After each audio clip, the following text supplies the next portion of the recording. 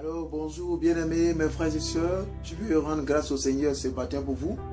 Je vais vous dire merci pour votre présence. Si vous êtes actuellement en train de suivre cette vidéo, c'est que vous n'avez pas fait une erreur. Vous êtes sur la bonne voie, c'est la voie du chemin du Christ. Et cette chaîne s'appelle l'Univers Christ. L'Univers Christ, en effet, c'est une nouvelle chaîne que nous avons élaborée pour pouvoir soutenir les enfants de Dieu et les amener à aller de l'avant, à grandir spirituellement. Et vous allez voir que souvent, il y a des hommes de Dieu qui vont passer là, qui nous édifient en parole. Il y a des prophètes, il y a certains qui vont passer. Et aussi, on va faire aussi la connaissance de certains artistes. Comme on l'avait dit si bien dans notre description, ici, cette chaîne a ses diffusions les jeudis et les samedis. Les jeudis particulièrement, nous allons faire allusion aux différents artistes chrétiens, les chants chrétiens qui sont un peu délaissés, qui n'ont pas la chance de voir leurs œuvres se manifester à la télévision, qui n'ont pas les moyens même de se déclarer au public.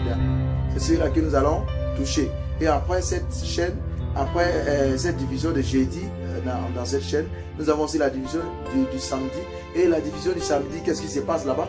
Là-bas, on va parler des couples.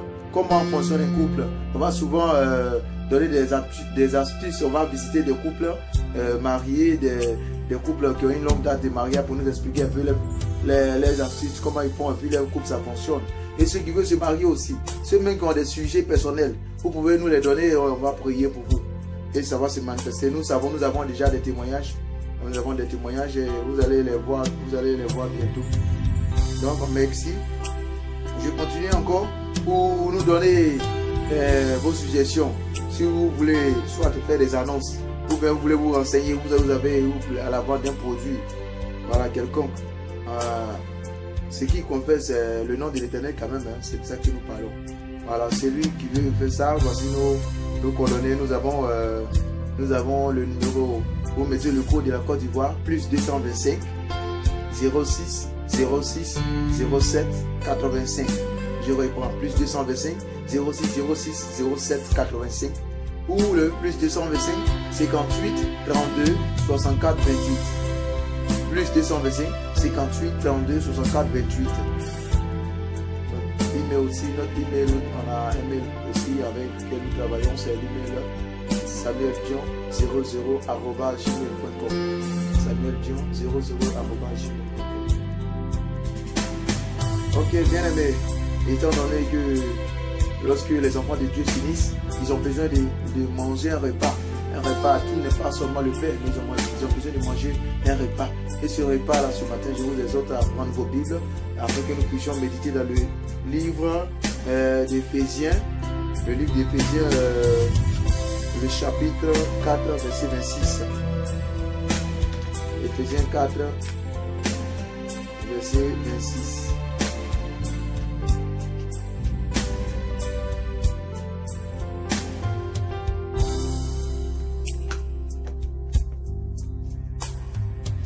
Éphésiens 4, verset 26.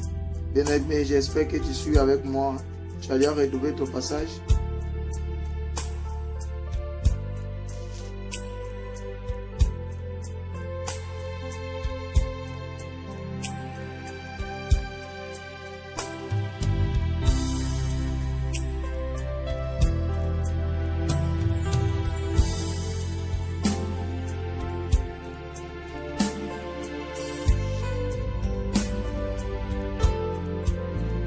Shalom, j'espère que vous avez déjà pris vos Bibles, hein, bien aimé. J'espère que vous avez déjà pris vos Bibles. J'ai pris un peu de temps pour pouvoir permettre à chacun de vous de prendre sa Bible. Bien aimé, quand quelqu'un te prêche la parole de Dieu, s'il y a quelqu'un qui dit qu'il est en train de parler de Dieu, il faudrait qu'il te prenne la Bible pour te parler de Dieu. Il faudrait qu'il te donne les versets à l'appui afin que tu puisses comprendre la dimension spirituelle. Parce que là, il est facile de flatter quelqu'un avec des mots. Mais est-ce que réellement nous vivons ces mots? Est-ce que réellement ces mots-là viennent de la Bible? C'est là la question. Alors, tu prends ta Bible et nous allons passer à la méditation. Avant tout, nous allons ensemble remercier le Seigneur et recommander ce mois des feux de semaine. Prions ensemble. Ferme légèrement les yeux, s'il te plaît. Éternel des amens, nous voulons te rendre grâce ce matin pour ce message que tu nous donnes. Nous voulons que toi-même tu sois au contrôle de ce moment et que ta main de grâce, Seigneur, soit sur la vie de tes enfants que nous sommes. Nul n'est comme toi. Merci de nous parler ce matin, de nous changer ce matin, de nous façonner ce matin au nom de Jésus. Nous allons prier. Amen. Dis Amen avec moi. Ok, gloire à Dieu. Ici, nous avions dit dans le livre d'Éphésiens 4, le verset 26. Donc nous allons comme ça passer à la lecture. Je lis la parole du Seigneur.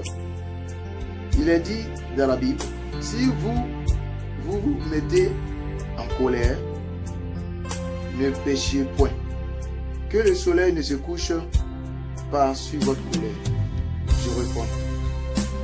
Si vous vous mettez en colère, ne péchez point. Que le soleil ne se couche sur votre colère. Amen. Ok, donc c'est ce que le Seigneur veut te dire ce matin. Et quand tu vas prendre le dictionnaire grégorien que nous connaissons, ils vont définir la colère. On va essayer de définir la colère. Qu'est-ce que c'est que la colère d'abord? La colère, bien aimé, la colère, c'est une réaction vive et parfois violente contre ce qui blesse un sentiment. Vous me comprenez un peu? J'ai dit c'est une réaction vive et parfois violente contre ce qui blesse un sentiment. Vous avez déjà compris blesser, vous avez compris tout ce qui est dedans. Ça veut dire quoi? Ça veut dire que, bien aimé, ça veut dire qu'à chaque fois que quelqu'un est rempli d'un esprit de colère, à chaque fois que quelqu'un est rempli d'un esprit, vraiment, d'un esprit d'assoupissement ou un esprit qui l'amène à sortir de lui pour faire quelque chose de contrariant, cette personne est en colère. Cette personne est en colère. Quand vous voyez quelqu'un faire quelque chose de violent, c'est que cette personne est généralement en colère. Mais on parle ici des choses violentes. On ne parle pas des choses violentes de la prière. Être violent de la prière, c'est une bonne chose. Mais on parle des choses violentes. Des choses violentes qui permettent qui empêchent souvent l'enfant de Dieu de pouvoir prospérer, de pouvoir écouter la parole de Dieu, de pouvoir marcher selon la volonté de Dieu. La Bible dit ici dans le livre d'Éphésiens 4, verset 26, que le soleil ne doit se coucher sur notre colère. Ça veut dire que chaque fois que nous vivons, nous avons pour objectif et nous devons garder toujours la joie.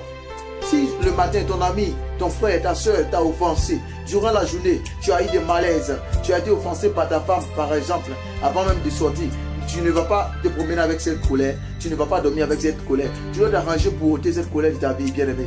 C'est de cette colère qu'il est question. Donc, moi, ici, ce que je vais vous donner maintenant, c'est une exhortation. Comme c'est notre premier contact, je vais juste vous exhorter et que la journée soit illuminée par la puissance de l'Éternel. Alors, si tu as compris ce message avec moi, médite-le à la maison, toi et ta famille, et évite la colère, surtout la colère. Évite rien que la colère. Tu ne dois pas être coléreux. Tu ne dois pas vivre la colère parce que la colère n'est pas une bonne chose. La colère t'empêche de marcher selon la volonté de Dieu. Allez, sois béni et bonne journée à toi.